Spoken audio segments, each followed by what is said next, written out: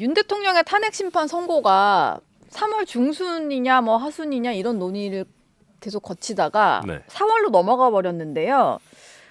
일단 어제 국회에 헌재 사무처장이 출석을 했는데 정확한 얘기는 못했고 그냥 신중에 신중을 거듭하는 중이다 이 정도 얘기를 했습니다. 네. 언제쯤 선고 결과가 좀 나올 수 있을까요? 그거는 뭐 사실 알 수는 없죠. 그러니까 예. 일단 지금 상황에서 가장 중요한 분기점은 4월 18일이겠죠. 이제 예. 그 전에 결정이 나오느냐 아니면 4월 18일을 넘기게 된다라고 하면은 이거는 정말 길어질 수 있는 상황이 될 것 같고요. 네. 근데 저는 헌재 그 사무처장 얘기에 일정 부분 공감이 되는 게 제가 봤을 때는 이제 민주당의 자책골 때문에 지연이 된 부분이 많이 있죠. 그러니까 이게 저는 민주당한테도 너무 좀 호들갑 떨지 않았으면 좋겠다라고 생각한 게 노무현 전 대통령이나 박근혜 전 대통령의 탄핵 심판에 비춰서 너무 늘어진다, 네. 너무 긴 거 아니냐 막 얘기를 하잖아요. 근데 그때는 사건이 딱 한 개밖에 없었어요. 탄핵 사건이. 예. 근데 이번에는 민주당이 뭐 검사부터 뭐 감사원장 뭐 이상한 거를 많이 해놨기 때문에 쓰잘데기 없는 거 예. 하면 안 되는 것들. 네. 그러니까 그런 사건들 심리에 소요된 것들 시간들을 생각해 보면 저는 뭐 그렇게까지 늘어지는 것인가에 대해서 이거는 민주당이 좀 호들갑 떠는 거다라고 얘기를 해왔는데 네. 근데 이제 4월 18일까지 넘어갈 수준이 된다라고 하면은 이거는 좀 문제가 있는 거죠. 지금 이제 불필요한 사건들은 정리가 됐기 때문에 네. 결국 이제 한 3주 남았죠. 3주 이제 안 남았네요. 벌써 4월이니까. 이제 그러네요. 오늘 네. 4월 1일이니까. 네네. 이제 한 17일 뭐 이렇게 남았는데 이 기간 안에 안 나온다 그러면 이거는 진짜 조금 그 안에서 교착 상태에 빠진 게 아닌가 그런 우려가 되는 상황입니다. 사실 좀 신속하게 변론기일도 일주일에 2번씩 잡고요. 네. 변론은 되게 빨리 진행을 했거든요. 그렇죠. 역대 이제 다른 대통령에 비해서도. 근데 그걸 종결한 이후에 34일 뭐 이렇게 넘어가다 보니까 네. 지금은 봤을 때는 6대2 정도만 돼도 당장 선고를 했을 텐데 분명히 5대3 상태인 것 같다. 여기에 조금 힘이 실리는 것 같아요. 심지어는 지금은 6대2냐 5대3이냐라는 얘기도 할 수 없는 단계인 것 같아요. 최근에 이제 보도들을 아예 그 보면 정도로? 네. 아직 평결에 돌입을 못했다. 그러니까 평결에 돌입을 해야 이제 사실 정확한 스코어라고 하는 것이 나오는 거거든요. 어떻게 보면 평의만 계속하고 그렇죠. 서로 어떤 생각인지는 정확히 모르는 상태다 지금은. 어느 정도는 알 거예요. 예. 어느 정도는 알 텐데 명확하게 내가 인용이다, 기각이다, 각하다라고 얘기하기보다는 네. 서로 이야기해보면 알잖아요. 예. 나는 이 쟁점 이렇게 생각한다. 이거는 조금 마음에 걸린다. 이런 거 하다 보면 내부적으로 어떤 생각들인지 파악은 됐겠지만 명확하게 나는 이런 입장입니다까지는 심지어 못 간 것 같아서 아직 평결에 못 들어가서. 그렇죠. 지금 여러 언론 보도들을 보면 거기까지 못 간 단계다라고 얘기하는데 저는 그게 오히려 맞는 것 같아요. 왜냐하면 근데 이제 그 자체로 어떻게 보면 인용에 필요한 정족수가 미달된 거 아니냐라는 우려가 나오는 건 사실이죠. 예. 네. 그러면은 4월 18일 이러다가 좀 넘길 수도 있을 것 같은데요. 혹시 예상하시는 시점? 근데 이게 저는 있을까요? 네. 과연 그렇게까지 갈까 싶기는 합니다. 왜냐하면 예전에도 박근혜 전 대통령 탄핵 사건 때도 그때 헌재소장 대행이었죠. 그때도 예. 아마 거의 퇴임 하루 이틀 전에 거의 결론을 냈던 걸로 제 기억이 나는데 네.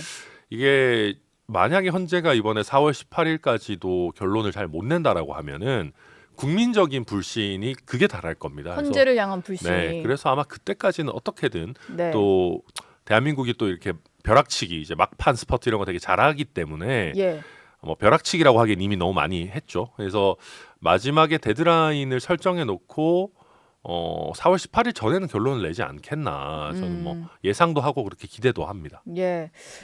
뭐 민주당 같은 경우는 그러다 보니까 마은혁 후보자 임명을 더 거세게 좀 압박을 하는 것 같아요. 그래서 네. 임명을 하지 않고 있는 뭐 한덕수 권한대행이라든지 최상목 부총리에 대한 탄핵 얘기도 하는 것 같은데 천하람 원내대표도 마은혁 후보자는 임명하라 이런 입장이신 네. 거죠? 이게 이제 뭐 그 국회에서 국회 몫으로 의결이 됐고 실제 원내의 의석 분포를 보면 마은혁 후보자를 민주당 몫으로 추천한 게 뭐 이상한 일도 아니거든요. 예. 그래서 저는 국회 몫으로 이미 추천이 됐고 헌법재판소에서 임명을 하지 않는 것이 국회의 임명권, 이게 추천권을 침해하는 거다라고 결정까지 나왔는데 네. 이걸 안 하고 있는 거는 위헌이에요. 그래서 당연히 한덕수 총리가 권한대행 해야 되는 것이고요. 그러니까 네. 제가 그런 겁니다. 이게 어지러울수록 원칙이 되게 중요하다. 양쪽 다 원칙 강조하는데 네. 한번 입장을 바꿔서 생각해 보면 예를 들면 지금 뭐 민주당에서 대통령이 있다. 아니면 뭐 누가 권한대행을 하고 있다. 근데 국민의힘에서 국회 의결을 거쳐서 누구를 추천했어요. 근데 그분이 아주 심한 뭐 예를 들면 보수 성향이다. 아니면 아주 심한 친국민의힘 성향이다. 그래서 민주당 소속 대통령이나 권한대행이 나 이 사람 임명 못 하겠는데요? 라고 하면 국민의힘이나 아니면 네. 국민의힘 지지층이 그 뭐라 그러겠어요? 말이 되냐? 국민의힘 몫으로 선출됐으면 임명을 해야지라고 할 텐데 그래서 이거는 뭐 정족수에서 누가 더 유리하고 불리하고 이게 뭐 이 사람이 뭐 극좌 성향이니 아니니 이런 얘기를 하기 전에 예. 이걸 이렇게 임명 안 하기 시작하면은 원칙 자체가 무너지는 거예요. 네. 헌재는 원래 다양한 정치 성향을 가진 사람들이 들어가는 곳이거든요. 그래서 저는 어지러울 때일수록 이런 원칙을 지켜야 된다 생각합니다. 그러면 이건 어떤가요? 마은혁 후보자도 임명을 하고 네. 곧 임기가 끝나는 이제 문영배 이미선 재판관의 후임도 네. 지명을 해서 음. 3명을 채우는 방식. 저는 이게 그걸 동시에 진행이 된다면 좀 어떨까요? 뭐 사실 저는 뭐 동시라기보다는 어쨌든 마은혁이 임명이 돼야 되고 그 다음에 4월 18일에 바로 되면 뭐 시간적 간격이 그렇게 크지는 않을 겁니다. 네. 그러니까 이게 그런 겁니다. 권한대행한테 네. 책임을 물으려면 권한도 줘야 돼요. 그렇죠. 당연한 거잖아요. 권한을 행사했어야 책임을 그럼요. 물을 수 있으니까. 지금 보면 계속해서 권한대행 헌법재판관 임명하지 않는 것이 문제다. 특히 국회 몫을 왜 임명 안 하냐라고 책임을 계속 묻고 심지어는 한덕수 권한대행 재탄핵까지 이야기를 하고 있어요. 예.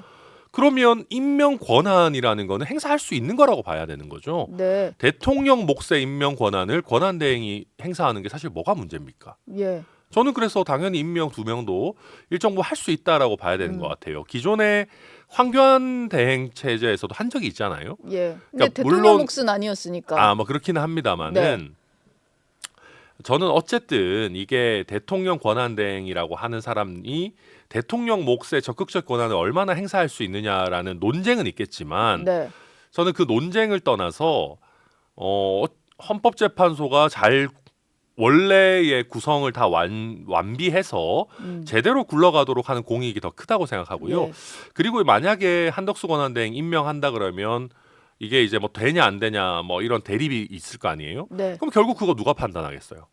헌법재판소가 판단해야 되겠죠. 또 헌재가 판단해야 되겠네요. 이걸 네. 임명할 수 있는 헌법적 권한이 있느냐라고 헌재에 가지고 갈 텐데 저는 제가 헌법재판관들이라면은 당연히 좀 한 사람이라도 더 있어야 결론을 내기가 훨씬 좋은데 권한대행도 대통령 몫의 헌재 재판관 임명할 수 있다라고 저는 결정할 걸로 보여요. 네. 그래서 이 부분은 저는 임명할 수 있다고 보는 게 오히려 타당하지 않나 또 원칙적이지 않나 생각합니다. 근데 민주당은 마은혁 후보자는 임명을 하라고 하면서 네. 어제 그 법사위 소위에서 처리한 법안을 보면 대통령 권한대행이 대통령 몫의 재판관을 임명하지 못하는 법을 또 처리를 저는 했잖아요. 이거는 적절하지 않다고 생각합니다. 그러니까 예. 권한대행이 대통령의 적극적 권한이나 장기적인 권한을 행사하는 것이 바람직하지 않다. 네. 그런 논의들이 있죠. 예.